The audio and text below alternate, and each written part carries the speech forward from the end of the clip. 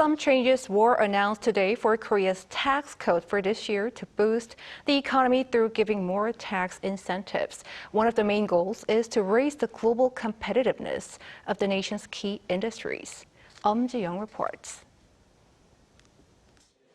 Boosting the competitiveness of South Korean companies on the global stage while also supporting businesses and people's livelihoods.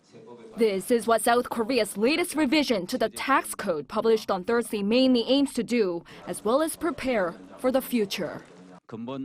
This year's tax revision has put emphasis on providing strong support for South Korean firms to better compete in the global market, including those in the Korean content industries and national strategic technology.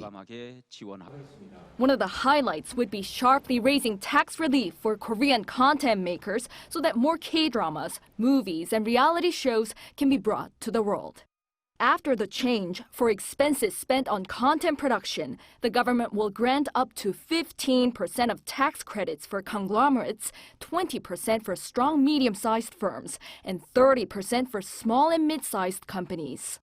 The tax code revision also aims to provide higher tax relief for firms investing in the semiconductor industry and other strategic sectors that'll drive growth for the country, known as the K-CHIPS Act. Tax credits for conglomerates investing in chip facilities will be up to 25%, and small and medium companies will be getting up to 35%. Also, there would be greater tax benefits for companies returning to the country from offshore operations by providing them 100% of income and corporate tax cuts for the first 7 years and 50% in the following 3 years. Another major part would be reducing the tax burden for small and mid-sized family businesses when it comes to inheriting them by putting more companies into the lowest tax bracket of 10%. The term for payment will also be dramatically extended from the current 5 years to 20. With all the changes, the government says the tax code revision will result in a roughly $390 million drop in tax revenue.